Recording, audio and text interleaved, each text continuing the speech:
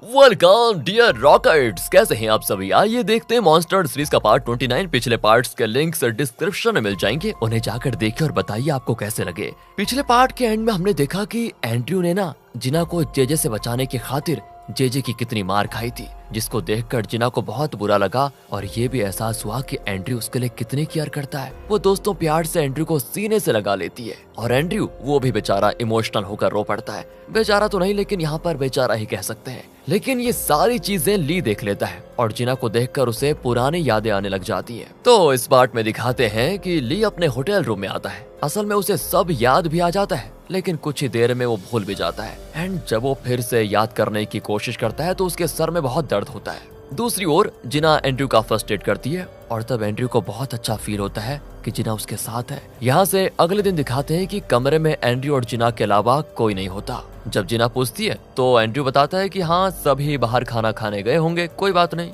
जल्दी आते होंगे। जिना पूछती है कि अरे ये एक सीक्रेट डिस्कशन था ना, फिर वो इस कमरे से बाहर कैसे गए।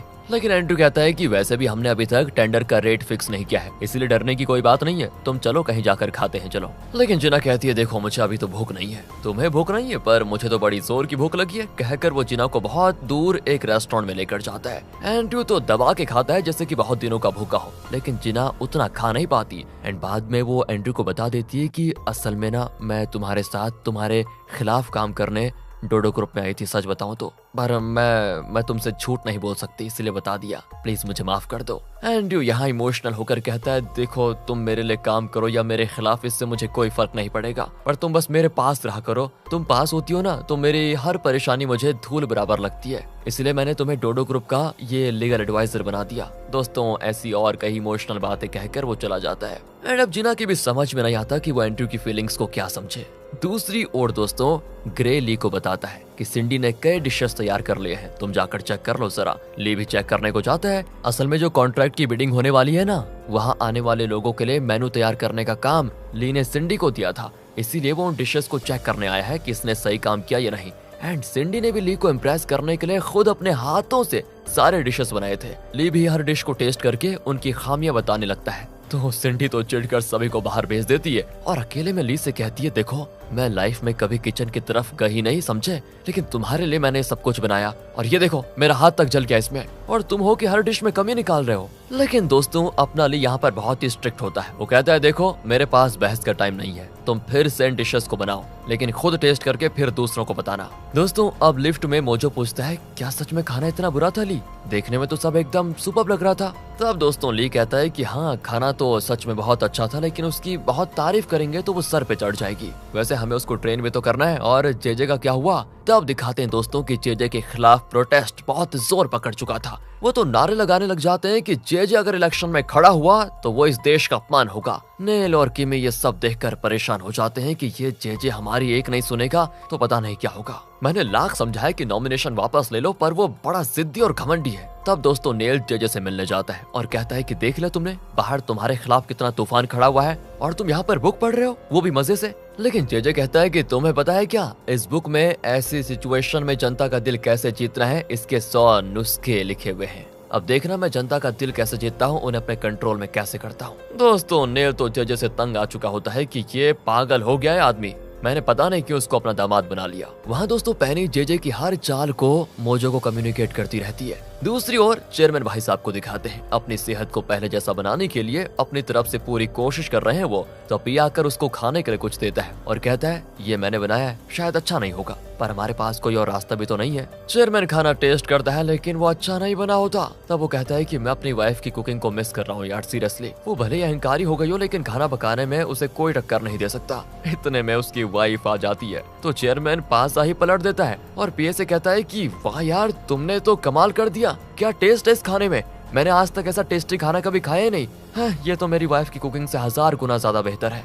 एंड दोस्तों पिए भी उसके साथ मिलकर उसकी एक्टिंग की खूब तारीफ करता है कि thank you sir for your compliments, कल मैं और अच्छा पकाऊंगा। फिर दोस्तों चेयरमैन पीए से कहता है कि एंड्रयू की शादी की उम्र हो गई है, उसके लिए एक अच्छी सी लड़की ढूंढनी चाहिए हमको, तुम क्या किसी अच्छी लड़की को जानते हो? बस दोस्तों इस पर उसकी वाइफ कहती है कि हाँ हाँ तुम तो अपने नाजायज बेटे की फिक्र करोगे, क्योंकि तुम मुझसे नहीं उस दूसरी औरत से जो प्यार करते थे, मेरे बेटे की तुम्हें फिक्र क्यों होने लग गई? चेयरमैन कहता है तुम्हारा बेटा पहले जितना निकम्मा था ना, आज भी उतना ही निकम्मा है। बस दोस्तों ये सुनकर नाथन को बहुत बुरा लग जाता है और वो ठान लेता है कि शिप का कॉन्ट्रैक्ट तो बस मैं जीत कर रहूंगा, चाहे कुछ भी हो जाए, तब जाकर पापा को मेरी कद्र होगी। वो इस बारे में अपनी माँ से डिस्कस कर ही रहा होता है कि तभी वहाँ पर उसका असिस्टेंट आता है जो बताता है कि हमें उस बिजनेसमैन का पता चल चुका है जो शिपिंग कॉन्ट्रैक्ट की बिडिंग करवा रहा है। उसका नाम के है और वो आप ही के डोडो ग्रुप होटल में ठहरा हुआ है। नाथन चौंक जाता है, क्या वो मेरे होटल में है और मुझे पता ही नहीं चला? सिंडी वहाँ पर क्या घास चल रही है? उसने मुझे बताया क्यों नहीं? मम्मी आप फिक्र मत करो, मैं उससे अभी मिलता हूँ और कॉन्ट्रैक्ट लेकर ही वापस आऊंगा।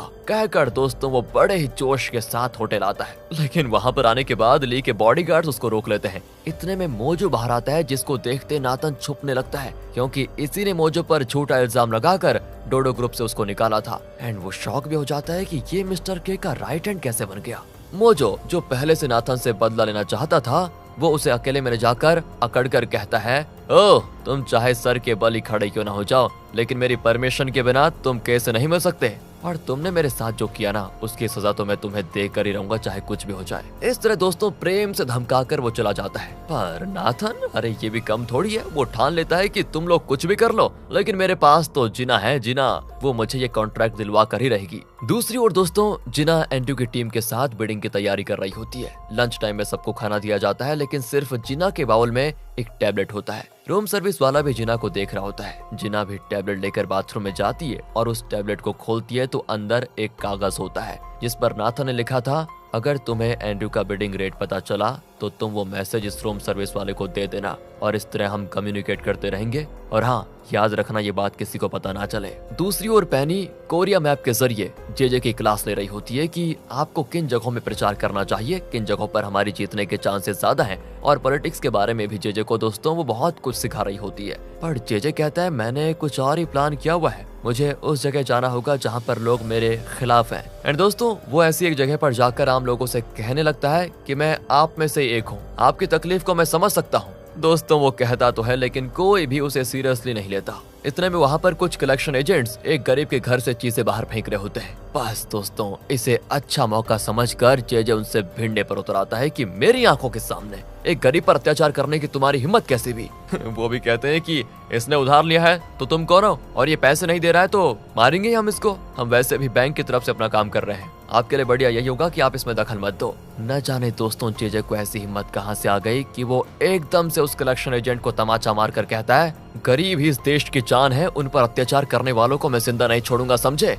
बड़े जोश के साथ कहता है दोस्तों वो ये। लेकिन दोस्तों वो दूसरा आदमी भी कहता है कि देखिए इस देश का जो कानून है हम तो उसी के हिसाब से चल रहे हैं। अब जेजे यहाँ पर भाषण देने लगता है कि भाड़ में जाए ऐसे कानून जो गरीबों के किसी काम के नहीं है। दोस्तों इतने में ना उन लोगों ने पुलिस को कॉल कर दिया था और वो जेजे को पकड़ कर लेकर जाते हैं क्योंकि उसने सरकारी कलेक्शन एजेंट्स को काम करने से रोका था। पर जेजे को गरीब के लिए लड़ते देखकर वहाँ के लोग जेजे को अपना हीरो मानने लग जाते हैं और वो उसे ही वोट देने का वादा करते हैं। बस यहाँ पर काम हो गया उसका। एंड ये देखकर पैनी और मोजो फैसला करते हैं कि ये तो कुछ अलग ही ट्राई कर रहा है, हमें इसका ये प्लान भी फ्लॉप करवाना पड़ेगा, नहीं तो ये चमक जाएगा। दोस्तों अब जेजे लॉकअप में बैठा हुआ है लेकिन खुश देखो कितना हुआ है। कहता है कि देखा मेरा प्लान काफी हद तक कामयाब रहा। यहाँ दोस्तों सिंडी को दिखाते हैं उसने फिर कुछ डिशेस बनाए थे जिन्हें टेस्ट करके ली कहता है कि हाँ इस बार जरा ठीक बना है। वैसे तुम्हारे मुंह पर ये बैंडेड क्यों लगा हुआ है? वो कहती है क्यों लगा हुआ है? पकाते पकाते गर्म तेल छिड़क गया था, वो तो मैं बाल बाल बच गई वरना तो मैं मरी जाती। ले भी दोस्तों उसको और बोलता है कि अच्छा तेल छिड़कने से कोई मरा है क्या आज तक? ओवर एक्टिंग बंद करो और अगली बार इससे भी बढ़िया बनाना। तभी दोस्तों सिंडी का असिस्टेंट आकर कहता है कि मैडम नाथन आपसे मिलने आया है। एंड दोस्तों इस पर ली सिंडी से कहता है कि जाओ अब तुम जा सकती हो और हाँ मेरे बारे में किसी को कुछ मत कहना। सिंडी को भी दोस्तों गुस्सा आता है कि मैं इतनी मुश्किल से ली को इम्प्रेस करने की पूरी कोशिश कर रही थी और इस भाई को देखो अभी आना था क्या? ये सोचकर वो नाथन से मिलने जाती है। वो भी पूछता है कि तुम मेरी प्यारी बहन हो ना, अब ये बताओ कि वो के कौन है और दिखने में कैसा लगता है? सिंडी को तो दोस्तों ली ने वार्न कर दिया था कि किसी को कुछ मत बताना, इसलिए वो झूठ पे झूठ बोलती है कि के का कद छोटा है और उसकी उम्र लगभग 60 साल की होगी। अब नाथन सोच में पड़ जाता है कि 60 साल के बूढ़े को मैं किस तरह से इम्प्रेस कर सकता हूँ। चलिए दूसरी ओर जेजे को तो बेल मिल जाती है और वो मस्त बॉडीगार्ड के साथ घर आता है। किमी उसे कहती है कि अरे ये तुमने क्या कर दिया है, पता है तुम्हें बेल दिलाने में कितना खर्च हुआ? पर वो कहता है अरे तो क्या हो गया, अभी तो और पैसे खर्च होंगे, बस तुम देखती जाओ, कल मैं इससे भी बड़ा गेम खेलने वाला हूँ। और अगले ही दिन दोस्तों वो दूसरी जगह जाकर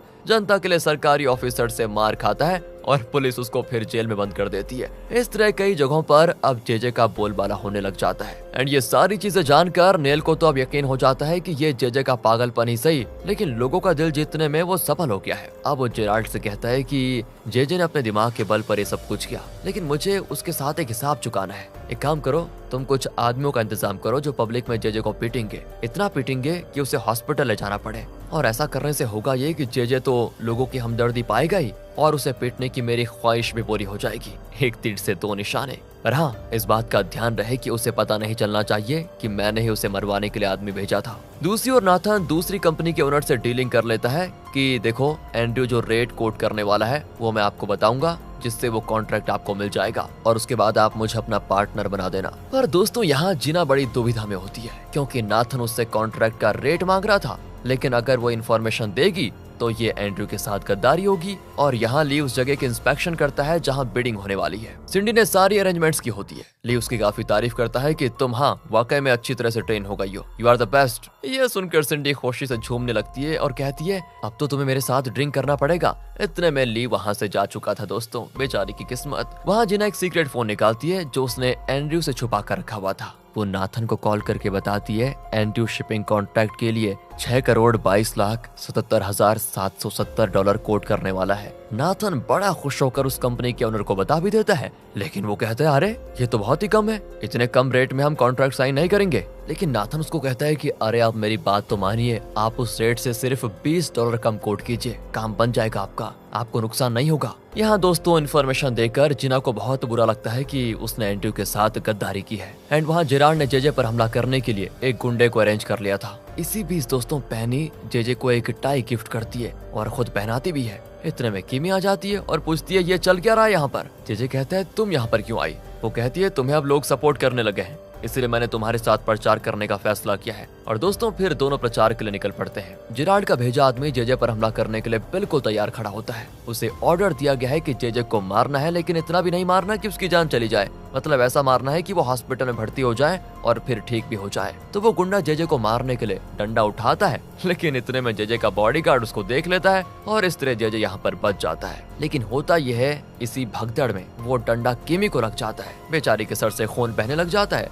उसे फिर तुरंत हॉस्पिटल में भर्ती करना पड़ता है। अब ये जानकर नेल खुद को कोसने लगता है कि ये मैंने क्या कर दिया, मेरी वजह से मैंने अपनों को ही मरवा दिया। दूसरी ओर दोस्तों होटल में शिपिंग कॉन्ट्रैक्ट की बिडिंग के लिए कई कंपनी से लोग आए होते हैं। मोजो अनाउंस करता है कि सुनिए आप अपने अपने कोटेशन फाइल्स इस बॉक्स में डालिए, हमारे बॉस उन्हें जांच परख के बताएंगे कि किसको कॉन्ट्रैक्ट दिया जाएगा किसको नहीं। सभी दोस्तों अपने अपने फाइल्स उस बॉक्स में डालने लगते हैं और ली ये सब कुछ सीसीटीवी के जरिए देख रहा होता है। जिना को देखते ही ना उसके दिमाग में फिर से कुछ होने लगता है। मोजो सारे फाइल्स को लेकर ली के पास जाता है। एंड अब यहाँ नाथन एंड्रयू से कहता है मैं तुम्हारा बिडिंग अमाउंट जानता हूँ, कहकर वो बिल्कुल ठीक अमाउंट बताता है, जिसको सुनकर एंड्रयू शॉक हो जाता है कि इसको कैसे पता चला। नाथन कहता है जिना ने मुझे सब कुछ बता दिया, वो मेरे लिए ही काम करती है, तुम्हें क्या लग रहा था है? इस तरह दोस्तों न जाने ये पागल क्या क्या बग रहा होता है, मतलब सारी चीजें उसको बता देता है। दोनों फाइल्स उसके पास होती है, यानी एंड्रयू और उस दूसरी कंपनी की फाइल्स जिसके साथ नाथन ने पार्टनरशिप की थी। दोनों फाइल्स लगभग एक जैसे होते हैं, लेकिन एक फाइल में दोस्तों जैसा कि आपको पता है $20 कम कोट किया गया था। ली उसी को सिलेक्ट करता है और कहता है इसी को विनर घोषित कर दो।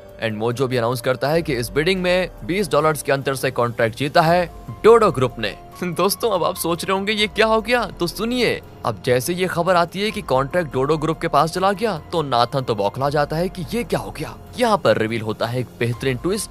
जिना ने असल में नाथन को एंड्रयू के बिडिंग अमाउंट के साथ $40 ऐड करके बता दिया था, जिस वजह से उसने उस अमाउंट से $20 कम कोट किया था। यानी एंड्रयू का बिडिंग अमाउंट नाथन के बिडिंग अमाउंट से $20 दोस्तों फिर भी कम ही था, जिस वजह से एंड्रयू यानी कि डोडो ग्रुप ये कॉन्ट्रैक्ट जीत गया। क्या मस्त था यार। बिडिंग के बाद तो नाथन जिना पर बरस पड़ता है कि तुमने मुझे एक नहीं दो बार धोखा दे दिया है, पर जिना उसका मुंह तोड़ जवाब देती है मैंने तुम्हें धोखा नहीं दिया, तुम ही हर बार डोडो ग्रुप को धोखा देने की कोशिश करते रहे हो।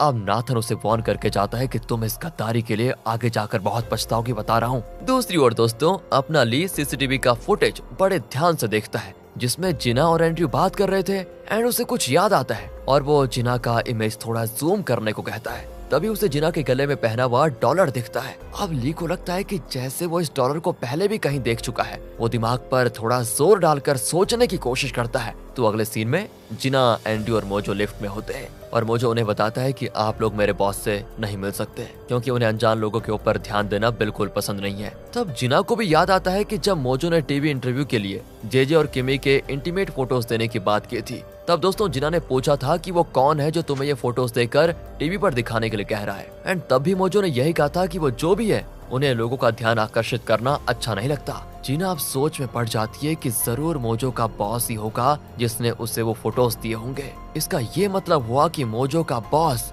जरूर ली के बारे में जानता होगा। अब दूसरी ओर ली को जिना के उस डॉलर के बारे में सोच कर सर में दर्द शुरू हो जाता है और तभी कोई दरवाजा खोलने लगता है और ली घबराकर दरवाजे की ओर देखता है। यहाँ पर ये पार्ट 29 का दी एंड कर देते हैं। दोस्तों आपको ऐसा नहीं लग रहा कि अब इलेक्शन को तो जेजे जीतने वाला है और एंड्रयू और जिना भी काफी नजदीक आ गए? ये खतरा बन गया है ली के लिए। चलिए इंतजार कीजिए अगले पार्ट का, देखते हैं क्या होता है। मिलते हैं बहुत ही जल्द, तब तक के लिए ध्यान रखेगा। बाकी हम पूरी कोशिश कर रहे हैं इनको जल्दी खत्म करने की। थैंक्स फॉर वॉचिंग दोस्तों।